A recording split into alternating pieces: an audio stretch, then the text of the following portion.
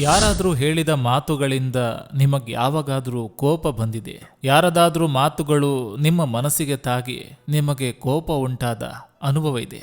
ಬಹುಶಃ ನಿಮ್ಮ ಸ್ನೇಹಿತರು ನಿಮ್ಮನ್ನ ಅವಮಾನಿಸಿರ್ಬೋದು, ಬಹುಶಃ ನಿಮ್ಮ ಮೇಲಧಿಕಾರಿ ನಿಮ್ಮ ಮೇಲೆ ಕೂಗಾಡಿರ್ಬೋದು, ನಿಮ್ಮ ಬಾಸ್ ಮೇಲೆ ಜೋರಾಗಿ ಕೂಗಿದಿರ್ಬೋದು, ಅಥವಾ ಯಾರಾದರೂ ನಿಮ್ಮ ಸಂದೇಶವನ್ನು ನಿರ್ಲಕ್ಷಿಸಿದ ಕಾರಣ ನಿಮ್ಮ ಸಂಪೂರ್ಣ ಮನಸ್ಥಿತಿ ಬದಲಾಗಿರ್ಬೋದು. ಆದರೆ ಇಲ್ಲಿದೆ ನಿಜವಾದ ಸತ್ಯ. ನಾವು ಅವಕಾಶ ನೀಡದಿದ್ದರೆ ಯಾರಿಗೂ ನಿಮ್ಮನ್ನು ಕೋಪಗೊಳಿಸುವ ಶಕ್ತಿ ಇಲ್ಲ. ಒಮ್ಮೆ ಒಬ್ಬ ವ್ಯಕ್ತಿ ಇದ್ದ. ಅವನಿಗೆ ಎಲ್ಲರ ಮೇಲೂ ಯಾವಾಗಲೂ ಕೋಪ ಬರ್ತಿತ್ತು. ಆದರೆ ಒಂದು ಭೇಟಿಯು ಅವನ ಸಂಪೂರ್ಣ ಜೀವನವನ್ನ ಬದಲಾಯಿಸಿತು. ಇದು ಅವನ ಕಥೆಯಲ್ಲ, ಇದು ಅವನ ಜೀವನವನ್ನು ಬದಲಿಸಿದ ಕತೆ. ಮತ್ತು ಬಹುಶಃ ಇದು ನಮ್ಮ ಕಥೆಯೂ ಆಗಿರಬಹುದು. ಬಹುಶಃ ಈ ಕತೆ ಅವನದಷ್ಟೇ ಅಲ್ಲ, ನಮ್ಮದು ಆಗಿರಬಹುದು. ಒಂದಾನೊಂದು ಕಾಲದಲ್ಲಿ ಒಂದು ಶಾಂತವಾದ ಹಳ್ಳಿ ಇತ್ತು. ಅಲ್ಲಿ ಸುಂದರ್ ಎಂಬ ವ್ಯಕ್ತಿ ವಾಸಿಸುತ್ತಿದ್ದ. ಆ ಹಳ್ಳಿಯಲ್ಲಿ ಸುಂದರ್ ಒಂದು ವಿಶೇಷ ಗುಣಕ್ಕಾಗಿ ಎಲ್ಲರಿಗೂ ಪರಿಚಿತನಾಗಿದ್ದ. ಅವನು ತುಂಬಾ ಕೋಪಿಷ್ಟ ಕಣ್ರೆ. ಅವನ ಕೋಪವೇ ಅವನನ್ನು ಎಲ್ಲರಿಗೂ ಇವನು ಸುಂದರ್ ಅಂತ ಗೊತ್ತಾಗ್ತಿತ್ತು. ಅವನ ಹೆಂಡತಿ ಊಟದಲ್ಲಿ ಸ್ವಲ್ಪ ಉಪ್ಪು ಕಡಿಮೆ ಆಗಿದ್ರು ಅವನು ಸಿಡಿದು ಕೂಗ್ತಿದ್ದ.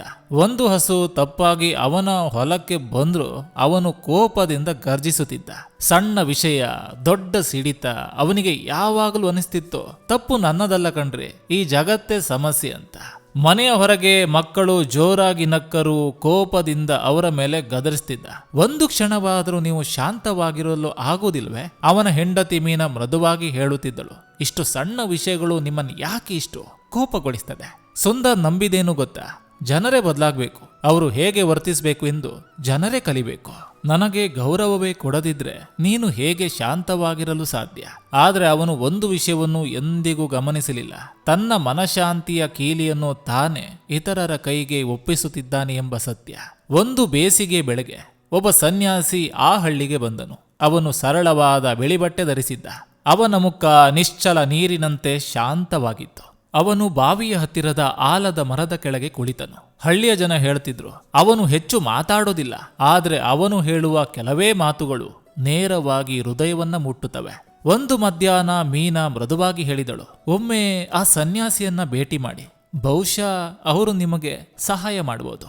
ಸುಂದರ್ ನಕ್ಕನು. ಒಬ್ಬ ಸನ್ಯಾಸಿ ನನಗೆ ಏನ್ ಕಲಿಸ್ತಾನೆ? ನಾನು ಎದುರಿಸುವ ಮೂರ್ಖರನ್ನು ಅವನು ಎದುರಿಸೋದಿಲ್ಲ. ಆದರೆ ಮುಂದಿನ ದಿನ ಸುಂದರ್ ಹೊಲದಲ್ಲಿ ಕೆಲಸ ಮಾಡುತ್ತಿದ್ದಾಗ ಪಕ್ಕದ ಮನೆಯ ಹುಡುಗ ತಪ್ಪಾಗಿ ಅವನ ಉಪಕರಣಗಳನ್ನು ಒಡೆದು ಹಾಕಿದ.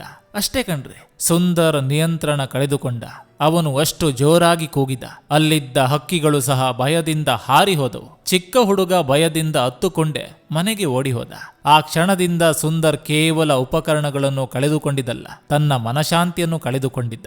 ಆ ಸಂಜೆ ಸುಂದರ್ ಒಂಟಿಯಾಗಿ ಕುಳಿತನು. ಅವನ ಎದೆಯೊಳಗೆ ಏನೋ ಸುಡುತ್ತಿರುವಂತೆ ಅನುಭವವಾಯಿತು. ಅವನು ನಿಧಾನವಾಗಿ ಗುಣುಗಿದನು. ನಾನು ಪ್ರತಿ ಬಾರಿ ಕೂಗಿದ ನಂತರ ಯಾಕೆ ನನಗೆ ಹೆಚ್ಚು ನೋವಾಗ್ತದೆ? ಆ ರಾತ್ರಿ ಅವನಿಗೆ ನಿದ್ರೆ ಬರಲಿಲ್ಲ. ಬೆಳಗಿನ ಸೂರ್ಯೋದಯಕ್ಕೂ ಮುಂಚೆ ಅವನು ಆಲದ ಮರದ ಕಡೆಗೆ ನಡೆಯತೊಡಗಿದ. ಆ ಸನ್ಯಾಸಿ ಶಾಂತವಾಗಿ ಕುಳಿತಿದ್ದರು. ಕಣ್ಣುಗಳು ಮುಚ್ಚಿದ್ದವು. ಹಕ್ಕಿಗಳ ಚಿಲಿಪಿಲಿ ಸದ್ದನ್ನು ಆಲಿಸುತ್ತಿದ್ದರು. ಸುಂದರ್ ಅಲ್ಲಿ ನಿಂತಿದ್ದರು. ಎಲ್ಲಿ ಪ್ರಾರಂಭಿಸಬೇಕು ಎಂಬುದೇ ಅವನಿಗೆ ಗೊತ್ತಿರಲಿಲ್ಲ. ಸನ್ಯಾಸಿ ಒಂದು ಕಪ್ ನೀರನ್ನು ತೆಗೆದುಕೊಂಡರು. ಈ ನೀರು ಈಗ ಶಾಂತವಾಗಿದೆ, ಆದರೆ ನಾನು ಇದನ್ನು ಕದಡಿದ್ರೆ ನಿನ್ನ ಪ್ರತಿಬಿಂಬ ಕಾಣೋದಿಲ್ಲ. ನಿನ್ನ ಮನಸ್ಸಿಗೂ ಇದೇ ಆಗ್ತದೆ. ಈ ಕೋಪದಿಂದ ಕದಡಿದ ಮನಸ್ಸಿನಲ್ಲಿ ಸತ್ಯದ ಪ್ರತಿಬಿಂಬ ಕಾಣೋದಿಲ್ಲ. ಹಾಗೆ ನಿನ್ನ ಮನಸ್ಸು ಅದು ಕೋಪದಿಂದ ಕದಡಿದಾಗ, ಅಶಾಂತಿಯಿಂದ ಅಲುಗಾಡಿದಾಗ ಸತ್ಯಕ್ಕೂ ಮುಂದೆ ಇದ್ದರೂ ಸ್ಪಷ್ಟವಾಗಿ ಕಾಣೋದಿಲ್ಲ. ಸುಂದರ್ನ ಮುಖ ಗಂಭೀರವಾಯಿತು. ಅಂದ್ರೆ ಯಾರಾದ್ರೂ ನನ್ನನ್ನು ಅವಮಾನಿಸಿದಾಗ ನಾನು ಏನೂ ಹೇಳದೆ ಮೌನವಾಗಿರ್ಬೇಕೆ? ಇಲ್ಲ ಎಂದು ಸನ್ಯಾಸಿ ಹೇಳಿದರು. ಪ್ರತಿಕ್ರಿಯಿಸಲು ಕಲಿ, ಪ್ರತಿಸ್ಪಂದಿಸಬೇಡ. ಇದರ ನಡುವೆ ದೊಡ್ಡ ವ್ಯತ್ಯಾಸ ಇದೆ. ಪ್ರತಿಕ್ರಿಯೆ ಜ್ಞಾನದಿಂದ ಬರ್ತದೆ, ಪ್ರತಿಸ್ಪಂದನೆ ಕೋಪದಿಂದ ಬರ್ತದೆ. ಈ ಎರಡರ ನಡುವೆ ದೊಡ್ಡ ವ್ಯತ್ಯಾಸ ಇದೆ. ಯಾರಾದ್ರೂ ನಿನ್ನ ಮೇಲೆ ಕಸ ಎಸೆದ್ರೆ ನೀನು ಅದನ್ನು ಕೈಯಲ್ಲಿ ಹಿಡಿದುಕೊಳ್ಳಬೇಕೆ ಅಥವಾ ಒಂದು ಹೆಜ್ಜೆ ಹಿಂದೆ ಸರಿದು ಅದನ್ನು ತಪ್ಪಿಸಿಕೊಳ್ಬೇಕೆ? ಆಯ್ಕೆ ನಿನ್ನದು. ಸನ್ಯಾಸಿ ಶಾಂತವಾಗಿ ಸುಂದರ್ ಕಡೆ ನೋಡಿದನು. ನಾಳೆ ಬೆಳಿಗ್ಗೆ ಒಂದು ಮಡಿಕೆ ತುಂಬಾ ನೀರನ್ನು, ಒಂದು ಮುಷ್ಟಿ ಮರಳನ್ನು ತಂದುಕೊಡು ಎಂದನು. ಸುಂದರ್ ಹಾಗೆ ಮರಳಿ ಬಂದನು. ಸನ್ಯಾಸಿಯು ಈಗ ಮಡಿಕೆ ನೀರನ್ನು ಚೆನ್ನಾಗಿ ಕುದಿಸು ಶಾಂತವಾಗಿ ಸೂಚಿಸಿದ್ರು. ನೀರು ಕುದಿಯುತ್ತಿತ್ತು. ಸನ್ಯಾಸಿ ಹೇಳಿದ್ರು, ಈಗ ಅದನ್ನು ಮುಟ್ಟಲು ಸಾಧ್ಯವೇ? ಸುಂದರ್ ತಕ್ಷಣ ಉತ್ತರಿಸಿದ, ಖಂಡಿತವಾಗಿಯೂ ಇಲ್ಲ. ಸನ್ಯಾಸಿ ಮೃದುವಾಗಿ ಹೇಳಿದನು, ಅರ್ಥ ಇಷ್ಟೇ, ಅದು ಉರಿಯುತ್ತದೆ, ಅದನ್ನು ಮುಟ್ಟಿದ್ರೆ ಕೈ ಸುಡ್ತದೆ. ಭಾವನೆಗಳು ಕೋಪದಿಂದ ಕುದಿಯುವಾಗ ಶಾಂತಿಯನ್ನು ಸ್ಪರ್ಶಿಸಲು ಸಾಧ್ಯವಿಲ್ಲ. ನೀನು ಮನಸ್ಸು ಕೋಪದಿಂದ ಉರಿಯುತ್ತಿರುವಾಗ ಶಾಂತಿ ಹತ್ತಿರದಲ್ಲಿದ್ದರೂ ಅದನ್ನು ಮುಟ್ಟಲು ಸಾಧ್ಯವಿಲ್ಲ. ಆ ಕ್ಷಣದಲ್ಲಿ ಸನ್ಯಾಸಿ ನಿಧಾನವಾಗಿ ಒಂದು ಚಮಚ ಮರಳನ್ನು ತೆಗೆದುಕೊಂಡು ಕುದಿಯುತ್ತಿದ್ದ ನೀರಿನಲ್ಲಿ ಹಾಕಿದನು. ಆಗ ಸುಂದರ್ ಹೇಳ್ತಾನೆ, ಮರಳು ಬಿದ್ದ ತಕ್ಷಣ ಸ್ವಚ್ಛವಾಗಿದ್ದ ನೀರು ಮಸುಕಾಯಿತು. ಸನ್ಯಾಸಿ ಹೇಳ್ತಾರೆ, ಅದು ನಿನ್ನ ಮನಸ್ಸಿನಂತಿದೆ, ಅದು ತಕ್ಷಣ ಪ್ರತಿಕ್ರಿಯಿಸ್ತದೆ. ಸನ್ಯಾಸಿ ಕುದಿದ ನೀರನ್ನು ಒಂದು ಬಟ್ಟಲಿಗೆ ಸುರಿದರು. ಸ್ವಲ್ಪ ಸಮಯದ ನಂತರ ಮರಳು ನಿಧಾನವಾಗಿ ಕೆಳಗೆ ನೆಲೆಸಿತು. ಮತ್ತೆ ನೀರು ಸ್ವಚ್ಛವಾಯಿತು, ಸ್ಪಷ್ಟವಾಗಿ ಕಾಣತೊಡಗಿತು. ನಿನ್ನ ಮನಸ್ಸು ಕೂಡ ಹಾಗೆ. ಯಾರಾದರೂ ವಂಚನೆ ಮಾಡಿದಾಗ ತಕ್ಷಣ ಕದಡ್ತದೆ.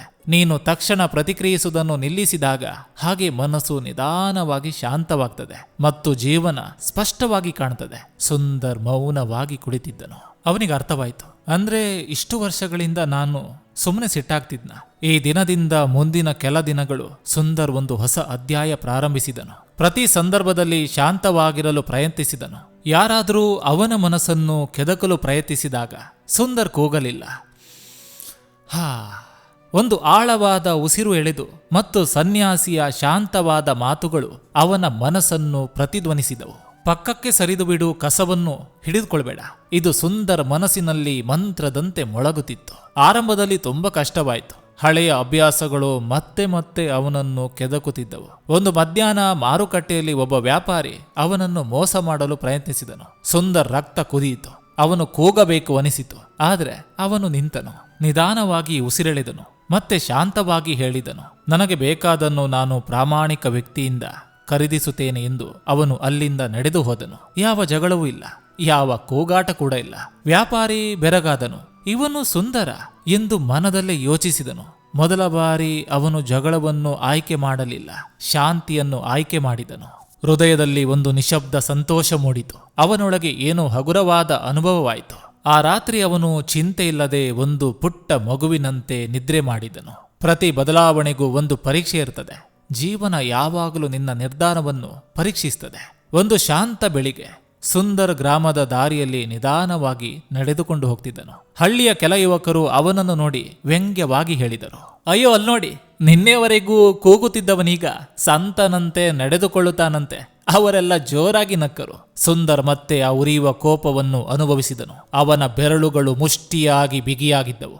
ಅವನೊಳಗಿನ ಹಳೆಯ ಸ್ವಭಾವ ಜೋರಾಗಿ ಕಿರುಚಿತು. ನಿನ್ನ ಶಕ್ತಿ ಅವರಿಗೆ ತೋರಿಸು, ನೀನ್ ಯಾರು ಎಂಬುದನ್ನು ಅವರಿಗೆ ತೋರಿಸು. ಸನ್ಯಾಸಿಯ ಮಾತುಗಳು ಅವನ ಮನಸ್ಸಲ್ಲಿ ಮೊಳಗಿದವು. ನೀನು ಪ್ರತಿಕ್ರಿಯಿಸಿದ್ರೆ ಅವರಿಗೆ ನಿನ್ನ ಮೇಲೆ ಅಧಿಕಾರ ನೀಡಿದಂತೆ. ಸುಂದರ್ ನಿಂತನು. ನಿಧಾನವಾಗಿ ಅವರತ್ತ ನೋಡಿದನು. ನೀವೆಲ್ಲ ಸರಿ. ಹಿಂದೆ ನಾನು ನೋಡಿದಾಗ ತುಂಬ ಕೋಪಗೊಳ್ತಿದ್ದೆ. ಆದರೆ ಈಗ ನಾನು ತುಂಬ ಒಳ್ಳೆಯದನ್ನು ಕಲಿತಿದ್ದೇನೆ. ಇನ್ನೂ ಕೂಡ ಒಳ್ಳೆಯದನ್ನೇ ಕಲಿತೇನೆ. ಅವನ ಶಾಂತ ಸ್ವಭಾವ ಅವರನ್ನು ಗೊಂದಲಗೊಳಿಸಿತು. ಅವನ ಮೌನ, ಅವನ ನಗು, ಅವನ ಸಮಾಧಾನ ಅವರ ನಗುವಿಗಿಂತ ಹೆಚ್ಚು ಶಕ್ತಿಯುತವಾಗಿತ್ತು. ಒಬ್ಬರು ನಿಮಗೆ ವಿಷ ನೀಡಿದ್ರೆ ನೀವು ಅದನ್ನು ಕುಡಿಯಬೇಕಾಗಿಲ್ಲ.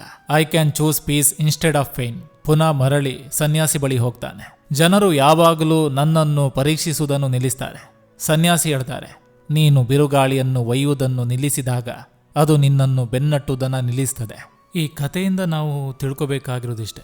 ಮನುಷ್ಯನಿಗೆ ಕೋಪದಿಂದ ಆತ ಏನೆಲ್ಲ ಕಳ್ಕೋತಾನೆ, ಕೋಪದಿಂದ ಇನ್ನೊಬ್ಬರ ಬಗ್ಗೆ ಹೇಗೆ ನೆಗೆಟಿವ್ ಆಗಿ ಥಿಂಕ್ ಮಾಡ್ತಾನೆ ಅನ್ನೋಕೆ ಬಹಳ ಅದ್ಭುತವಾದ ಕತೆ. ಹಾಗೆ ಪ್ರತಿಕ್ರಿಯೆ ಮತ್ತು ಪ್ರತಿಸ್ಪಂದನೆ, ಯಾರಾದರೂ ನಮ್ಮ ಬಗ್ಗೆ ಮಾತಾಡಿದಾಗ ನಾವು ಹೇಗೆ ಉತ್ತರ ಕೊಡಬೇಕು ಅನ್ನೋದು ಈ ಕಥೆಯಿಂದ ನಾವು ತಿಳ್ಕೋಬೇಕಾಗಿದೆ. ಸೊ ನಾ ಪ್ರಾರಂಭದಲ್ಲಿ ನಿಮ್ಮ ಹತ್ರ ಹೇಳಿದೆ, ಇದು ಸುಂದರ್ನ ಕತೆ ಅಲ್ಲ, ನಿಮ್ಮ ಕಥೆನೂ ಆಗಿರ್ಬೋದು ಅಂತ.